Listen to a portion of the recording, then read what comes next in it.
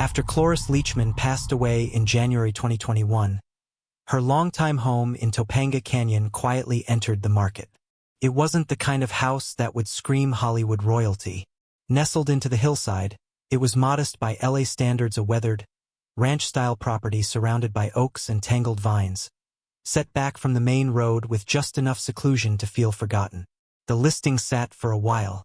Then, in early 2023, a couple from Seattle, Harper and Ben Randall, bought it.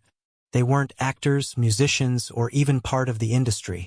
Harper was a writer for a small indie magazine, and Ben worked remotely in software. They had dreams of starting over, moving out of the rainy Northwest and into the dry, golden quiet of Southern California.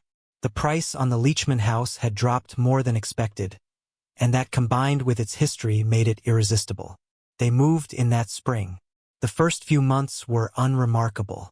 Harper planted herbs in the garden. Ben built a standing desk near the sunroom. They liked the house's strange layout, with its sunken living room and converted garage that had clearly once been used as a small home studio. Cloris, as they found out, had lived there for over 30 years. The neighbors spoke of her fondly. A bit eccentric, yes, but warm. Always barefoot in the yard. Always talking to the animals, possums, raccoons, stray cats. They thought they'd made a peaceful home for themselves. Then, slowly, things began to feel off. It started with the birds. Starlings. Hundreds of them. They'd swarm the trees just before sunset, filling the air with harsh, almost metallic chirping. And every morning, they'd be gone, not one feather left behind. Harper, who'd once worked on a story about migratory patterns, found it odd. Starlings weren't native to this canyon, not in those numbers. Next, there were the lights. The house had a built-in lighting system from the 80s analog switches, old circuits. They'd flicker at night. Not just on and off, but dim and pulse in slow, deliberate intervals. Ben called in an electrician. Nothing was wrong. The wiring was old but solid. The guy made a joke about it being Hollywood haunted.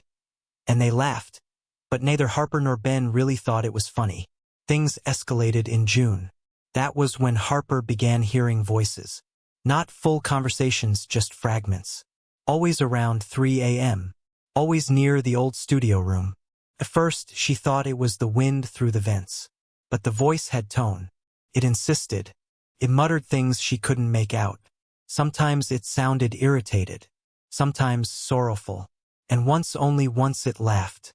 Low and ragged, like someone trying to remember how. Ben didn't hear it. He said she was stressed from work, from the move. He didn't believe in that sort of thing. But even he had to admit that something wasn't right the night they found the front door wide open at dawn, though both remembered locking it. There were no signs of a break-in. Nothing missing. But in the kitchen, the old landline which they hadn't even hooked up was off the receiver. The cord coiled on the floor like a snake. They tried to shake it off. Then came the dream. Harper didn't want to tell Ben at first. She thought it might feed into everything too much. But the dream was too vivid to ignore. She was in the living room watching television, but the screen was blank. Instead, a figure sat beside her. Not menacing, but heavy, like someone who had lived through too many lives. The figure turned, and it was Cloris. Not as she looked on screen, but older. Her real face. Deep lines. Fierce eyes.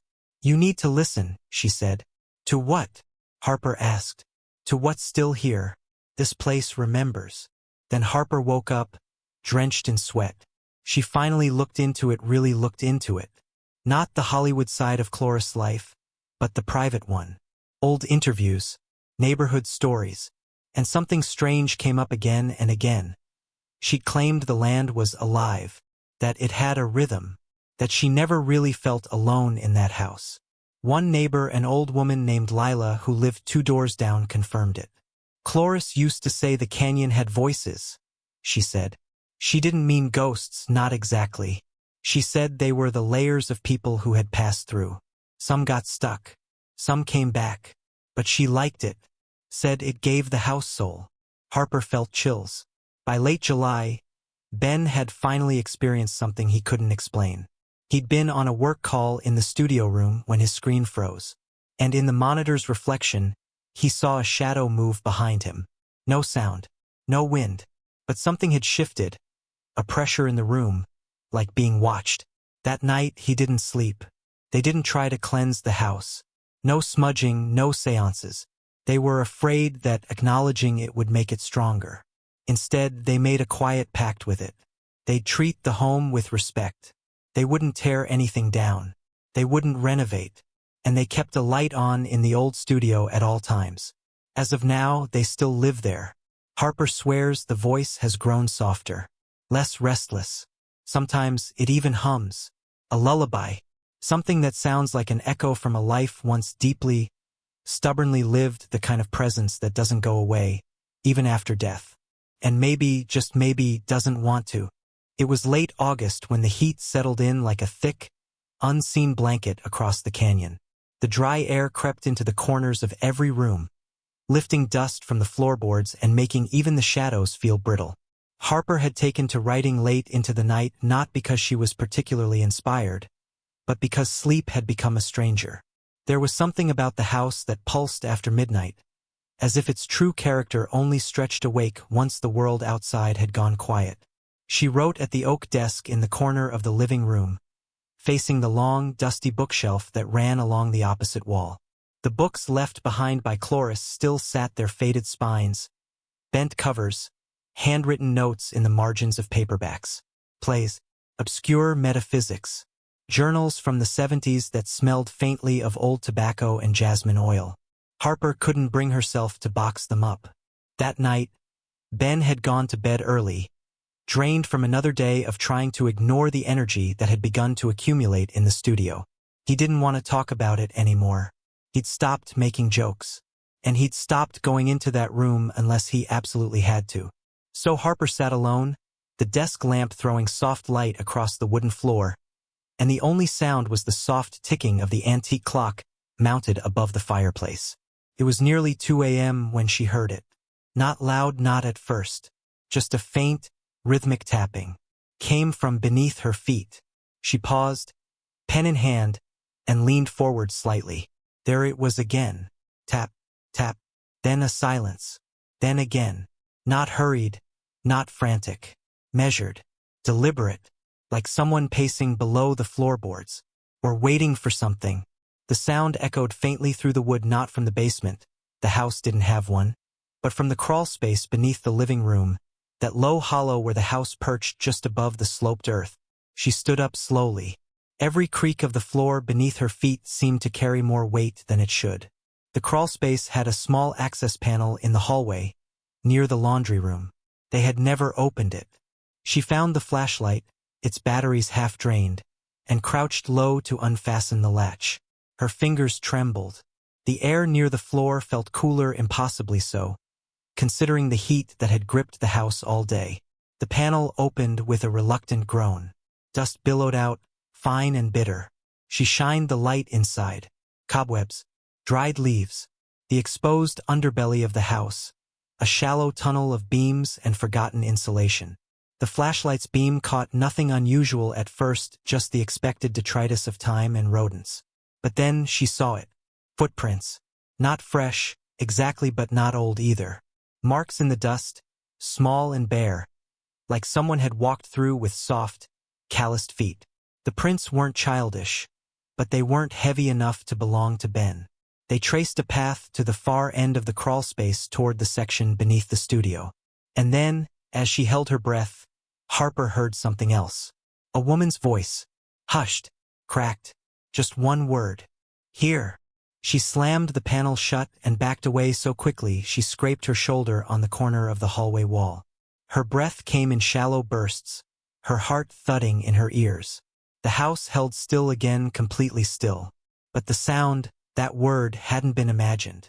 It had shape, space. It had come from inside the walls of her home. She didn't tell Ben. Not yet. The next day, she spent hours in the local library, combing through microfilm articles and forgotten real estate records. She wanted something, anything, to make sense of what was happening. The house, built in 1949, had only had 3 owners before Cloris. A couple who divorced in the 60s, a Vietnam vet who died of a stroke in the den, and then Cloris herself. But something else came up. Something that hadn't made the official records. A local story, printed in a small independent paper from 1973. It told of a woman who had gone missing, a housekeeper, only mentioned by first name, Marta. She'd worked for the prior owners and one day simply disappeared. No foul play suspected. No investigation. She was undocumented, and no family had come forward. The article was short, almost dismissive, but there was a detail that chilled Harper to the bone. She was last seen just before sunset, it read, wearing a white dress, heading up the canyon road. That night, Harper told Ben everything. The voice, the footprints, the story in the paper. He didn't dismiss her. He didn't mock her. He just sat there, pale and still, and said, "I've seen the woman in white, in the mirror, twice." And the house creaked behind them, a long, low groan, as if shifting in its sleep. Don't forget to subscribe and like if you liked this story. The heat hadn't broken in over a week. Each evening bled into the next, the air hanging so still it felt like time itself was caught in a kind of stasis. Harper had stopped writing altogether. Her notebooks remained closed, her thoughts crowded with images she couldn't place, shadows behind trees, flickers of white near doorways, voices rising and falling in her ears like faint echoes of someone else's dream. She was trying to be rational, to tell herself this was all the product of stress, of displacement, of something natural, but that belief had begun to wither. After Ben's confession, the woman in white, they slept with the hallway lights on.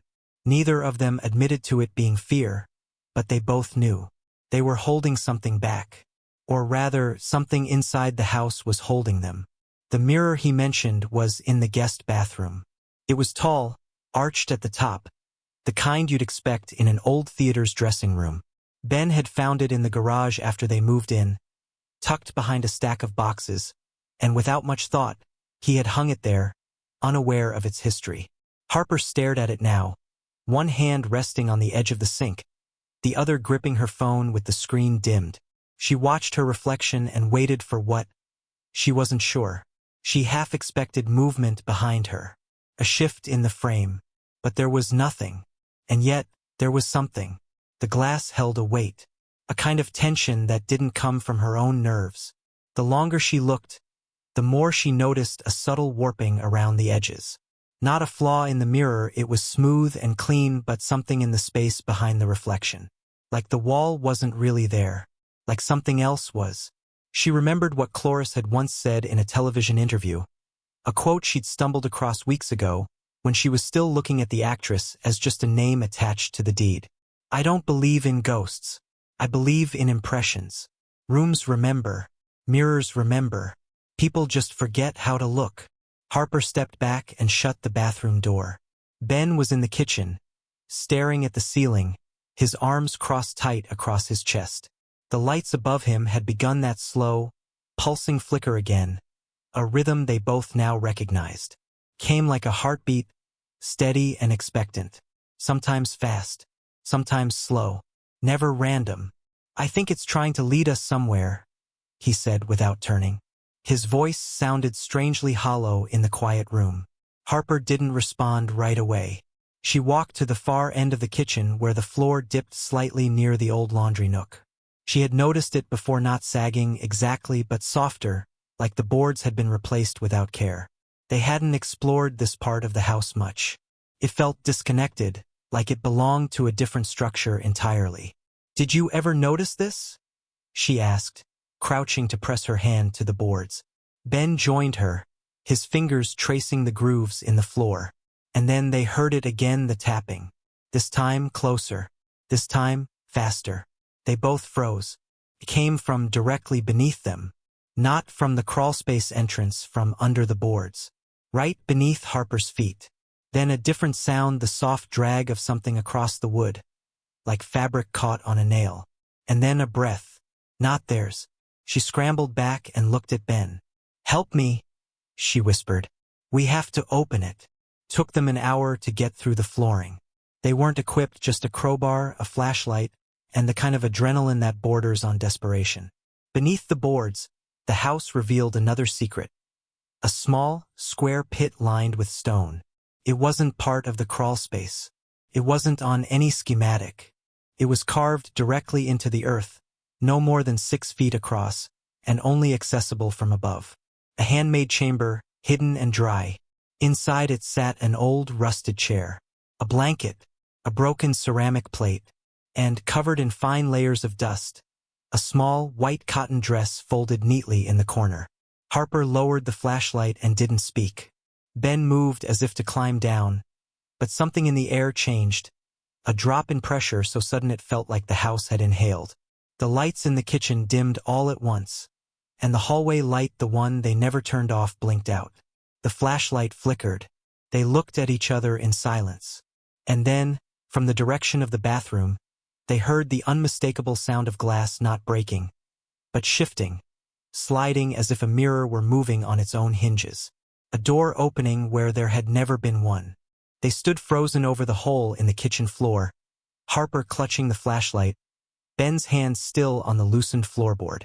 A silence settled over the house, thick and absolute. No night insects outside. No creak of the canyon wind through the oaks. Just that void, stretching in every direction, like the house itself had stopped breathing. Then came the sound again, faint but deliberate. A low, humming vibration. Not quite mechanical. Not musical. More like a voice behind a wall. Not speaking words, but carrying intention. Calling not outward, but inward into the house, into the mirror. Ben turned, his face slack, pale. "It's coming from the bathroom." Harper didn't answer. She rose slowly, as if pulled by invisible threads, and started toward the hallway. The air grew colder with each step, not with the crispness of winter but with the damp, bitter chill of somewhere long sealed, long forgotten. As she passed the closed crawlspace panel, she felt something brush her ankle. She didn't look down. When they reached the bathroom, the door was open. The overhead bulb had dimmed to an amber haze, casting long, strange shadows that stretched unnaturally toward the mirror. But the mirror, it was different. The glass was no longer reflective. Instead, it was black, opaque like water at night, a surface too deep to understand.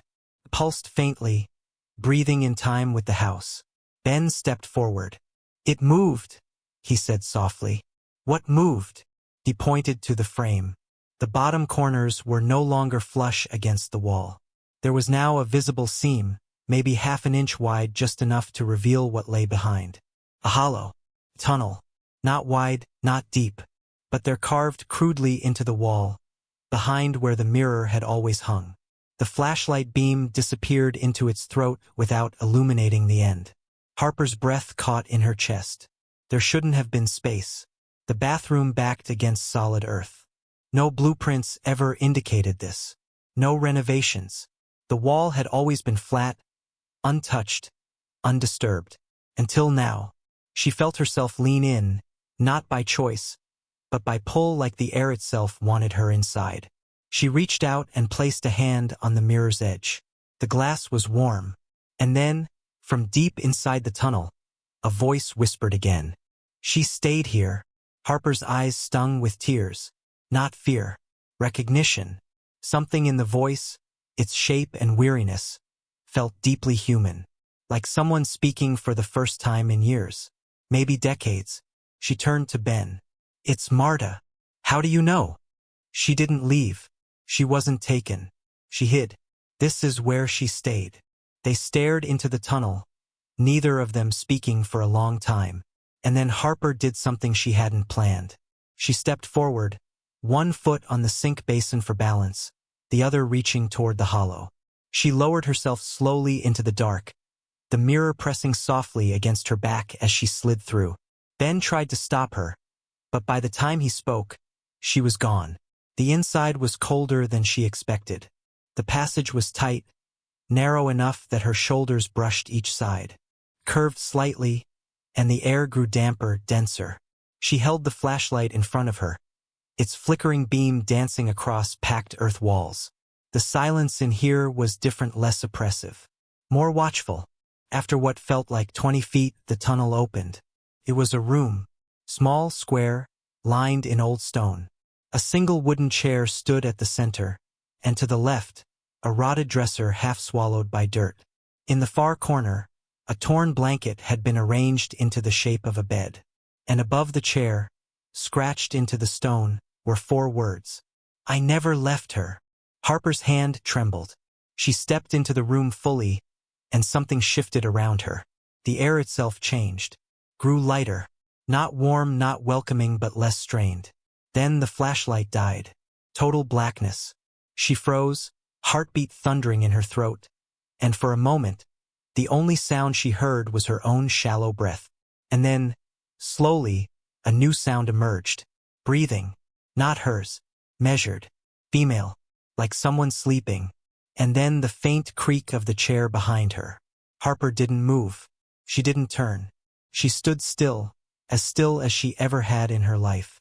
And she waited. The breathing grew steadier, louder. It was no longer threatening.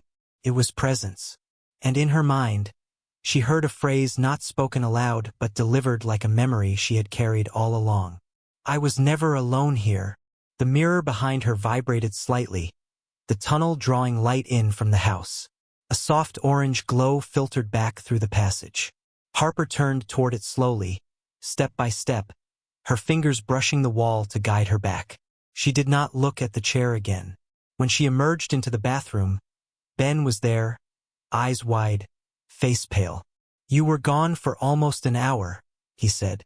It felt like 10 minutes. They sealed the tunnel, not out of fear, but respect. The mirror was covered again, gently, carefully. The flooring in the kitchen was restored. The crawlspace left untouched. They never heard the tapping again. The lights stopped flickering. The birds returned to normal patterns.